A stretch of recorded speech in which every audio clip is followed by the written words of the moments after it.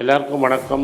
Neyveli book fair 19ஆம் தேதியிலேருந்து ஆரம்பிக்குது. நாங்கள் ஸ்டால் போட்டிருக்கோம். Stall number 163. எங்கே நடக்குது, என்ன டீட்டெயில்ஸுங்கிறதுக்கு கீழே லிங்கை கிளிக் பண்ணிங்கன்னா டீட்டெயில்ஸ் வரும். நெய்வேலியில் வந்து ஸ்டாலை பாருங்கள். நன்றி, வணக்கம்.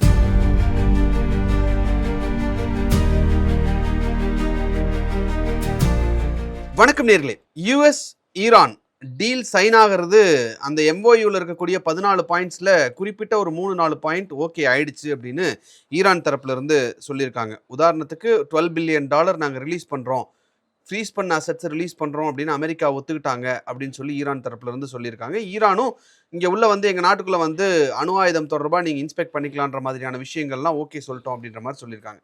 ஸோ ஸ்ட்ரைட் ஆஃப் ஹார்மோஸை க்ளோஸ் பண்ணுறோம், ஓப்பன் பண்ணுறோன்னு மாற்றி மாற்றி விளையாடிட்டு இருக்காங்க. க்ரூட் ஆயில் வருமா வராதா, இப்போ என்ன நடந்துகிட்டு இருக்கு, இந்த யூஎஸ் ஈரான் டீல் எந்த லெவலில் போய் நிற்கும், ஆனந்த் சார்ட்ட கேட்டு தெரிஞ்சுக்கலாம் வாங்க. வணக்கம் சார். வணக்கம் சார். இந்த யூஎஸ் ஈரான் டீல் என்னதாங்க சார் இப்போ வரைக்கும் நடந்துகிட்டு இருக்கு? ஈரான் யூஎஸ் டீல் 2 பேரும் சுவிட்சர்லாண்டில் பேசிகிட்டு இருக்காங்க. நடுவில் ட்ரம்ப் ஒரு மிரட்டல் விட்டோடனே ஈரான் நாங்கள் வரல ஆட்டத்துக்கு நிகழ்ந்து வெளில போயிட்டாங்க. ஸ்ட்ரைட் ஆஃப் ஹார்மோஸ் க்ளோஸ் பண்ணதுக்கு. ஆமாம், க்ளோஸ் பண்ணுறோன்ட்டாங்க. அப்புறம் வான்ஸ் பின்னாடியே ஓடி போய் ஷாபாஸ் ஷெரீஃப்லாம் பின்னாடியே ஓடி போய் கூட்டின்னு வந்து பேசினதில் இப்போ வந்து இன்னும் ஹோமோஸை திறக்கிறேன்னு அவன் சொல்லலை. திறந்துருக்கா திறக்கலையான்னு யாருக்கும் தெரியல.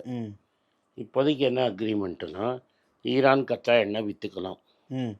21ஆம் தேதி வரைக்கும், ஆகஸ்ட் வரைக்கும் அவன் விற்றுக்கலாம். மார்க்கெட் ரேட்லேயே விற்றுக்கலாம்.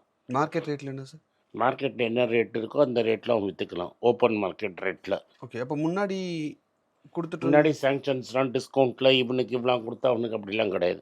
ஓகே. எவ்வளோ வேணால் எண்ணெயை விற்றுப்போம் ஃபஸ்ட்டு. ஸோ டிஸ்கவுண்ட்லேயே நீ விற்க வேண்டிய அவசியம் இல்லை. கிடையாது, ஓப்பனாக எங்கே வேணால் விற்றுக்கோ. உங்களுக்கு வச்சுருக்கிற $25 பில்லியன் ஃப்ரீஸ் பண்ணதில் ஒரு $12 பில்லியன் 2 ட்ரான்ஸாக ரிலீஸ் பண்ணுறோன்னு ஒத்துக்கிட்டாங்க. இப்போ அமெரிக்கா என்ன சொல்கிறாங்க, அதுக்கு எங்கள் சாமானாக நீங்கள் வாங்கிக்கலாமேங்கிறான். இவன் என்ன சொல்கிறான், சாமான்லாம் வாங்க முடியாது, மருந்து வேணால் உங்களுக்கு நல்ல குவாலிட்டியாக இருந்தால் வாங்குகிறோன்னு. அதனால் இப்போ அது வியாபாரத்துக்கு போயிடுச்சு இப்போ. ரைட்டுங்களா? ஸோ இப்போ எந்த கண்ட்ரியெல்லாம் வந்து இஸ்ரேலை நம்பி ஈரானை கைவிட்டானோ அவங்களுக்கெல்லாம் நஷ்டம். நம்ம ஊர்லேருந்து கூட ஒருத்தர் போய் Israel, India is my motherland, Israel is my ஃபாதர்லேண்டுன்னு ஈரானை கைவிட்டவங்கள்லாம் இப்போ ஈரான் அப்படியே வலித்து நின்னதில் என்ன பண்ணுறதுன்னு தெரியல. இத்தனை நாள் இவ்வளோ தூரம் பாகிஸ்தானுக்கு முக்கியத்துவம் இருந்ததே கிடையாது. ஒரு பாகிஸ்தானை ஒரு ஐசோலேட் பண்ணி வச்சுருந்தாங்க. இப்போ என்னடான்னா, பாகிஸ்தான் தான் 2 பேருக்கும் பேச்சுவார்த்தை நடத்தி சமாதான புறா விடுற அளவுக்கு போயிட்டான்.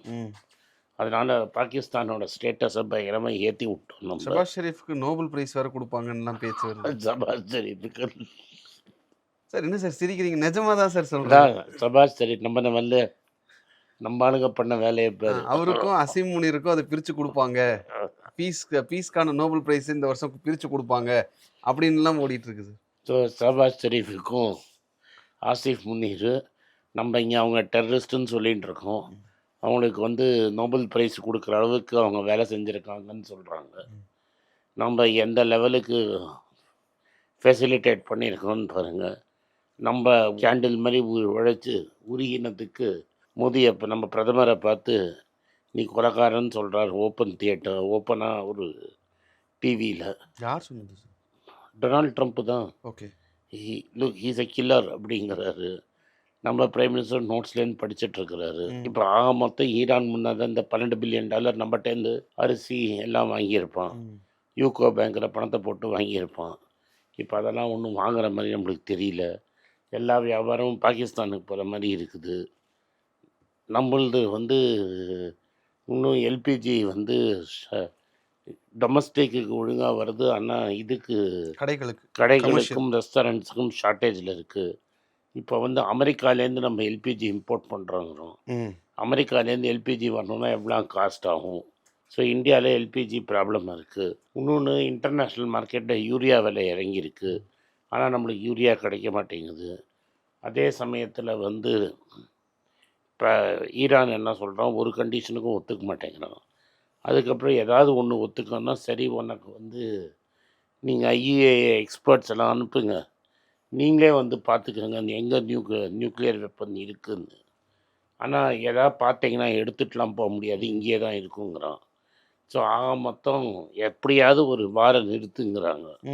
அதே சமயத்தில் நெத்தன்யாஹூ என்ன சொல்கிறாரு, ஹிஸ்புல்லாவை நாங்கள் அடிச்சுக்கிட்டே தான் இருப்போம், ஈரான் லெபனானை இன்னும் அடிப்போங்கிறாங்க. ஈரான் என்ன சொல்கிறான், நான் ஹிஸ்புல்லாவை ஹார்ம்ஸ் கொடுக்காம இருந்தால் நீ அடிக்கிறத நிறுத்துவேன்னு எப்படி நாங்கள் ஒத்துக்கிறதுன்னு. ஸோ இந்த இஸ்ரேலும் லெபனானும் இருக்கிற சண்டை எப்படி முடியும்னு தெரியல.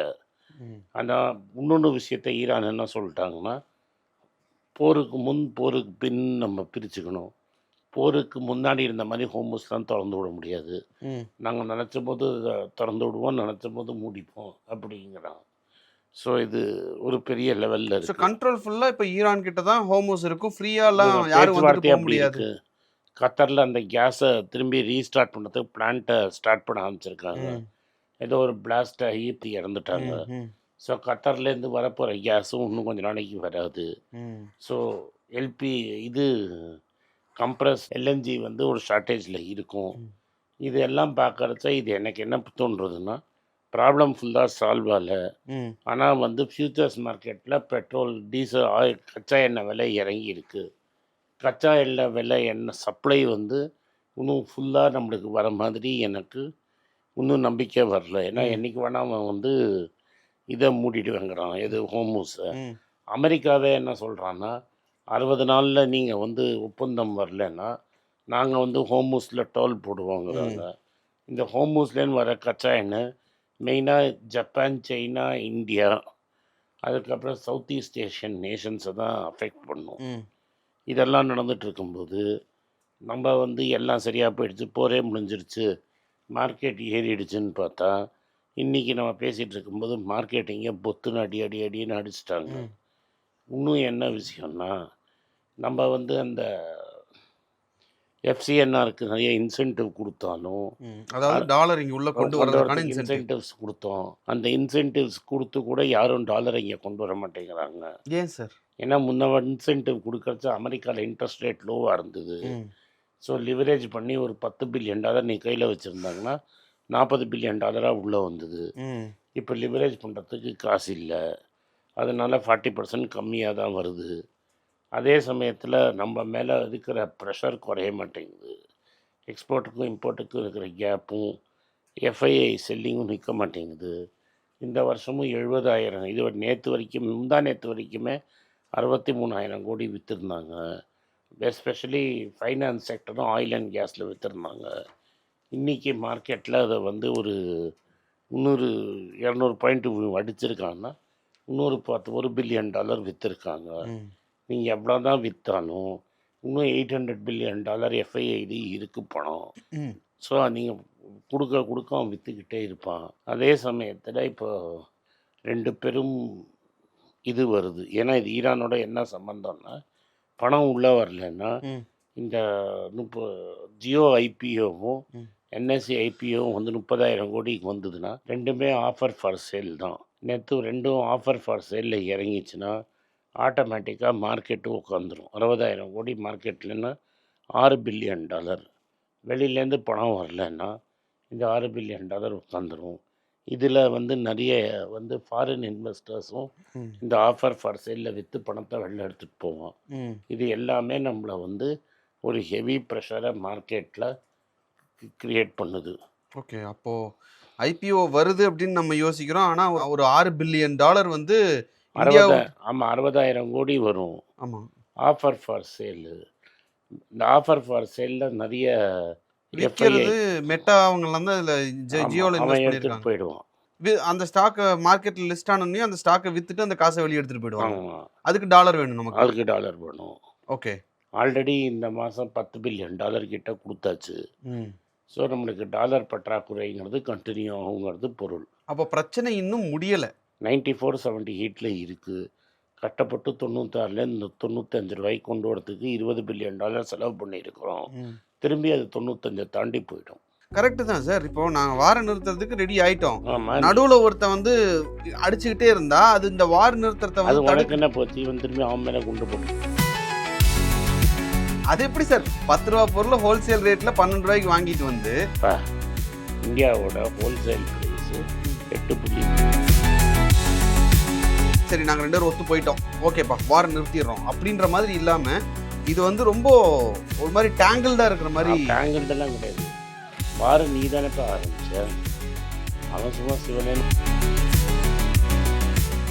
எல்லாருக்கும் வணக்கம். குழந்தைங்களுக்காக ஃபைனான்ஷியல் லிட்ரஸி மணி ஃபார் நத்திங்னு 2வது பார்ட்டு. அண்ட் இதில் வந்து செக் எழுதுறது எப்படி, டெபாசிட் ஸ்லிப் எழுதுறது எப்படி, பணம் எப்படி வந்தது, பார்ட்டர்லேருந்து டிமானிட்டைசேஷன் வரைக்கும் எல்லாத்தையும் கவர் பண்ணியிருக்கோம். உங்கள் குழந்தைங்க அப் டு ஏஜ் 10-12க்கு ரொம்ப யூஸ்ஃபுல்லாக இருக்கும். இந்த புக் இப்போதைக்கு ஒரு ஸ்பெஷல் ப்ரைஸில் 450 ரூபாய்க்கு கொடுக்குறோம். இதை யூஸ் பண்ணிக்கங்க. நன்றி, வணக்கம். moneypage.com வெப்சைட்டை சப்ஸ்கிரைப் பண்ணுங்கள். ஒரு வாரத்துக்கு 4 ப்ரீமியம் ஆர்டிக்கலும் ஃப்ரீ ஆர்டிகல்ஸ் ஒரு 10லேருந்து 15 நாங்கள் போடுறோம். இது சப்ஸ்கிரிப்ஷன் ஒரு மாதத்துக்கு 99 ரூபா தான். இங்கே சொல்கிற கான்செப்ட்ஸை கிரேட்டாக எக்ஸ்பேண்ட் பண்ணி போடுறோம். நீங்கள் படிச்சிங்கன்னா உங்களுக்கு யூஸ்ஃபுல்லாக இருக்கும். நன்றி, வணக்கம். வணக்கம்.